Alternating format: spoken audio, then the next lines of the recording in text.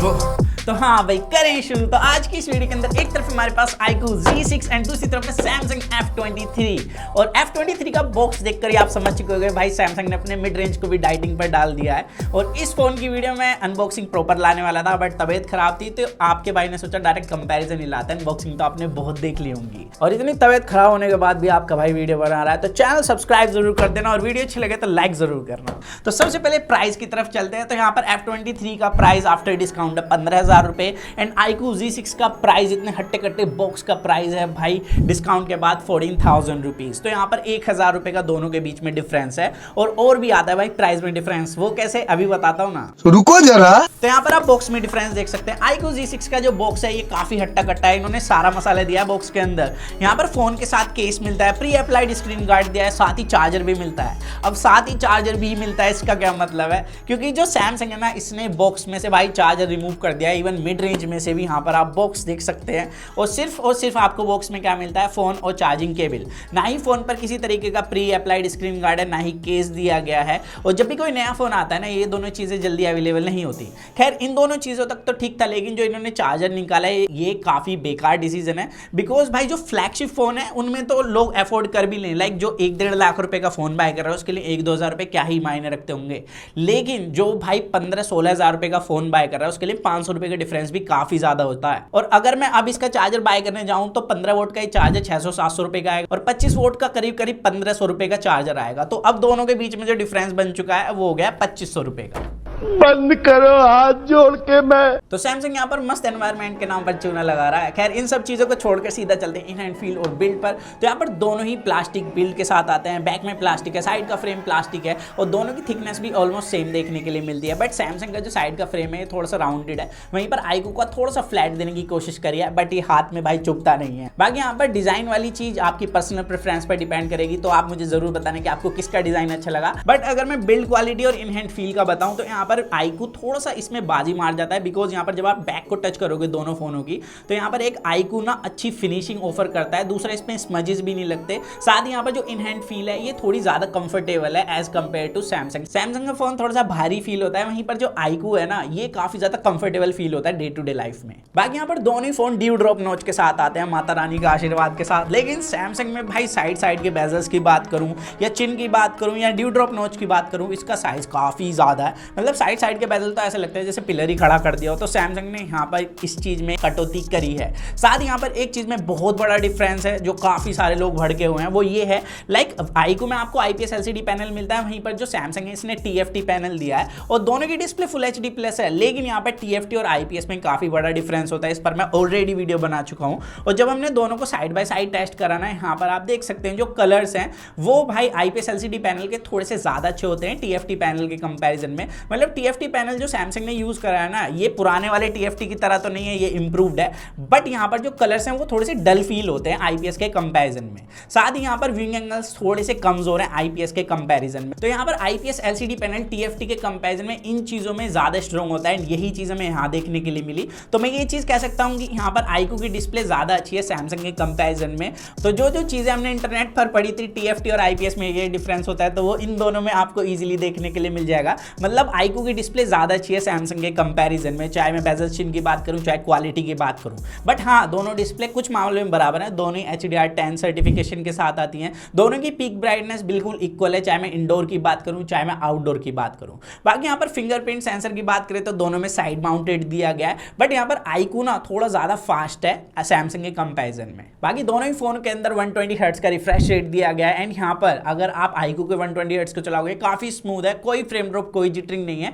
And इस price range के अंदर ना iQOO ने काफी अच्छी ऑप्टिमाइजेशन की हुई है। वहीं पर सैमसंग से ये चीज एक्सपेक्ट मत करना है क्योंकि यहाँ पर जब आप 120 हर्ट्ज चलाओगे ना काफी ज्यादा जिटरिंग मिलने वाली है डे टू डे लाइफ में। आप किसी भी ऐप को चलाओगे वहां पर स्क्रॉलिंग के टाइम पर भी आपको मस्त जिटरिंग देखने के लिए मिल जाएगी। तो सैमसंग को यहाँ पर ऑप्टिमाइज करने की जरूरत है इस चीज को। अच्छा प्रोसेसर होने के बाद भी सैमसंग ये चीज नहीं कर पा रहा है। बट यहाँ पर सैमसंग ने एक चीज काफी कमाल की है कि यहाँ पर आपको एनिमेशन मिलती है ऐप ओपनिंग क्लोजिंग के टाइम पर। हालांकि दोनों का ऐप ओपनिंग क्लोजिंग सेम है बट यहाँ पर जो एनिमेशन मिलती है ना सैमसंग के पास वो काफ़ी अच्छी हैं, लेकिन यही काम भी बिगाड़ देती हैं क्योंकि जो एनिमेशन है वो इतनी स्मूथ फील नहीं होती, यहाँ पर काफ़ी ज़्यादा जिटरिंग देखने के लिए मिलती है। बाकी iQOO के पास 240 हर्ट्ज का टच सैम्पलिंग रेट मिल जाता है, सैमसंग हमें पता नहीं है। अगर आपको पता है तो आप मुझे कमेंट सेक्शन में बता सकते हैं, हम भी जान लेंगे कितना टच सैम्पलिंग रेट दिया है सैमसंग ने। अब थोड़ा सॉफ्टवेयर की बात करें तो दोनों के अंदर Android 12 मिल जाता है एंड UI वाली चीज़ आपकी पर्सनल प्रेफरेंस पर डिपेंड करेगी।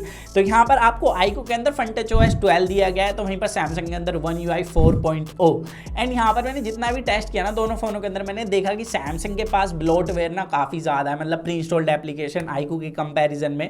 हालांकि आप दोनों के अंदर ही ना आप प्री इंस्टॉल्ड एप्लीकेशन को अनइंस्टॉल कर सकते हो, लेकिन मैंने जैसे कि लास्ट वीडियो के अंदर ही बताया था कि सैमसंग में आप कितनी भी प्री इंस्टॉल्ड एप्लीकेशन को अनइंस्टॉल कर लो, हर एक अपडेट के बाद वो फिर से इंस्टॉल हो जाती हैं ऑटोमेटिकली। तो सैमसंग को इस चीज़ पर थोड़ा सा काम करने की ज़रूरत है। वहीं पर iQOO के अंदर आप एक बार अनइंस्टॉल कर दोगे तो फिर से नहीं आने वाली अपडेट के बाद भी। लेकिन भाई सैमसंग के पास एक काफ़ी अद्भुत शक्ति है कि इसके पास आपको नॉक सिक्योरिटी मिलती है, तो वहीं पर iQOO के पास आपको एक्सटेंडेड रैम का ऑप्शन दिया गया है जो कि सैमसंग के अंदर नहीं मिलता। बाकी दोनों ही फ़ोन 5G हैं, iQOO के पास सिर्फ 2 5G के बैंड दिए गए हैं, वहीं पर सैमसंग के पास पूरे 12 5G के बैंड मिल जाते हैं। तो ये कमाल की चीज़ है, लेकिन अभी 5G नहीं आया तो 4G की बात कर लेते हैं। तो दोनों के अंदर आपके भाई ने सिम यूज़ की हुई है। iQOO के अंदर इंडोर आउटडोर मस्त 4G+ देखने के लिए मिलता है, इसकी स्पीड भी काफ़ी ज़्यादा सही है, मैंने आपको अनबॉक्सिंग वीडियो के अंदर भी दिखाया था। वहीं पर सैमसंग F23 के अंदर क्या है ना, नेटवर्क कनेक्टिविटी इसकी भी अच्छी है, लेकिन इंडोर के अंदर ना ये कैरियर एग्रीगेशन में ज्यादातर स्ट्रगल करता है। अब बात करते हैं उस चीज की जिसको लेकर काफी लोग कंफ्यूज हो सकते हैं, दोनों के प्रोसेसर की। यहाँ पर iQOO के अंदर दिया गया है स्नैपड्रैगन 695 प्रोसेसर और सैमसंग के अंदर स्नैपड्रैगन 750G प्रोसेसर, जो कि हमने लास्ट ईयर काफी फोनों के अंदर देखा था। ऑन पेपर तो काफी तगड़ा प्रोसेसर है, लेकिन कोई भी इसे अच्छे से ऑप्टिमाइज नहीं कर पाया एंड सैमसंग ने भी अपने फोन के अंदर प्रोसेसर दिया था।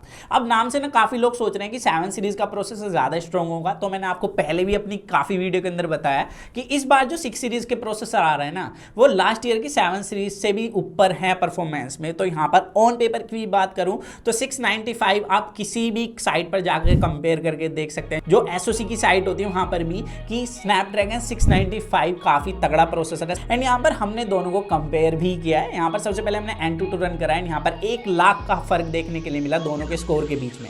हालांकि यहाँ पर सैमसंग के अंदर ना Antutu लाइट ही आया, यहाँ पर ये प्रॉपर Antutu को सपोर्ट नहीं करता, तो इस वजह से हो सकता है 1 लाख का फर्क हो, तो इसको भी थोड़ा सा इग्नोर कर देते हैं। बाकी यहाँ पर अगर बात करें CPU थ्रोटलिंग की, तो कंसिस्टेंसी भाई सैमसंग की काफ़ी तगड़ी थी, मतलब 10% का दोनों में डिफरेंस देखने के लिए मिला। लेकिन अगर आप GIPS देखेंगे तो यहाँ पर पीक परफॉर्मेंस iQOO की ज़्यादा अच्छी है सैमसंग के कंपैरिजन में। तो ऑन पेपर यहाँ पर भाई iQOO थोड़ा बेटर परफॉर्म करता हुआ दिख रहा है, और इसी तरीके से ये रियल लाइफ में भी यूजफुल है। जब आप दोनों फोनों को डे टू डे लाइफ में चलाओगे, जैसे मैंने बताया 120 हर्ट्ज ज़्यादा अच्छे से परफॉर्म करता है। लेकिन अगर आप BGMI खेलना चाहते हैं या कोई और गेम खेलना चाहते हैं, तो हमने दोनों के अंदर गेम खेला है एंड यहाँ पर जो सेटिंग्स मिलती है ना BGMI में, वो दोनों के अंदर सेम मिलती हैं बिल्कुल, बट जो गेम प्ले है उसमें काफ़ी बड़ा डिफरेंस है। यहाँ पर iQOO काफ़ी ज़्यादा स्मूथ एंड कंसिस्टेंट परफॉर्मेंस आपको ऑफर करता है as compare to Samsung F23, and आप इस चीज़ को खुद भी एक्सपीरियंस कर सकते हैं। लेकिन आपको दोनों फ़ोन बाय करने होंगे, तो इसलिए बता रहा हूँ iQOO की तरफ जाना अगर आपको परफॉर्मेंस सेंट्रिक फ़ोन चाहिए, साथ ही डे टू डे लाइफ में ज़्यादा स्मूथ चलने वाला फ़ोन चाहिए, तो यहाँ पर मैं आपको iQOO सजेस्ट करूँगा। और एक बात और अच्छी है, लाइक अगर आप दोनों फोनों के अंदर हैवी टास्क करते हो तो सैमसंग जो है वो वार्म होना स्टार्ट हो जाता है। इवन इसके अंदर मैंने देखा है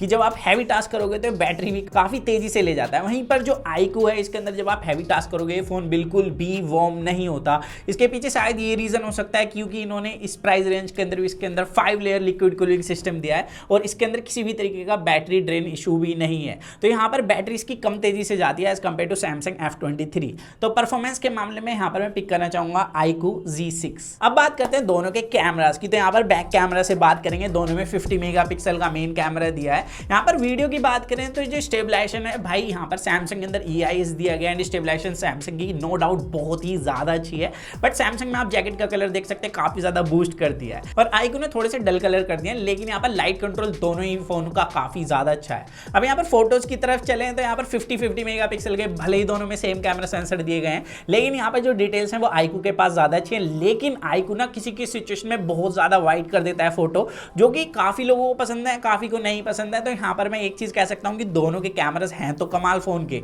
लेकिन यहाँ पर ये चीज़ आप पर डिपेंड करेगी कि आपको कौन से कलर पसंद है, तो ये मैं आप पर छोड़ूंगा। बाकी डायनेमिक रेंज दोनों की अच्छी है, लाइट कंट्रोल दोनों का अच्छा है, इवन पोर्ट्रेट मोड के अंदर एज डिटेक्शन भी दोनों का ऑलमोस्ट इक्वली देखने के लिए मिलता है। बाकी यहाँ पर सैमसंग के पास एक सबसे बड़ी एडवांटेज ये है कि इसमें 8 मेगापिक्सल का ultra wide angle camera sensor दिया है। कर लो दुनिया मुट्ठी में, iQOO के अंदर ऐसा कुछ भी देखने के लिए नहीं मिलता।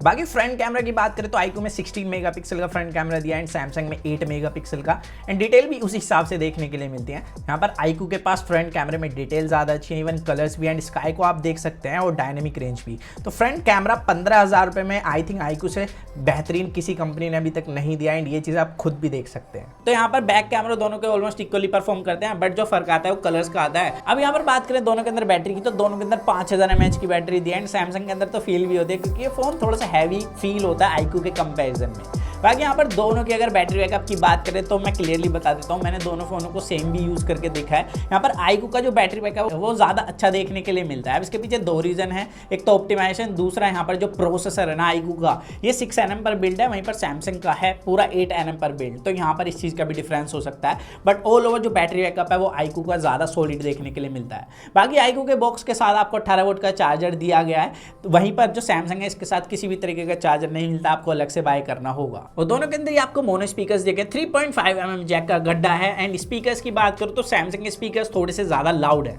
तो ऑल ओवर ओपिनियन टाइम, हम ओपिनियन देना भूल गए थे। खैर यहाँ पर ओपिनियन काफ़ी ज़्यादा सिंपल है, लाइक मैंने दोनों फोनों को काफ़ी हैवीली टेस्ट किया है। यहाँ पर इन हैंड फील की बात करूँ, बैटरी बैकअप की बात करूँ, या अगर आप हैवी टास्क करना चाहते हैं, जैसे मैंने बताया मल्टीटास्किंग में भी iQOO ज़्यादा अच्छा परफॉर्म करता है। तो यहाँ पर मेरे को लगता है कि iQOO के पास ज़्यादा पॉइंट है, और अगर मेरे को भी फ़ोन लेना होगा तो मैं iQOO को ही लूँगा इस प्राइस रेंज के अंदर, एंड ये दी बेस्ट फ़ोन है।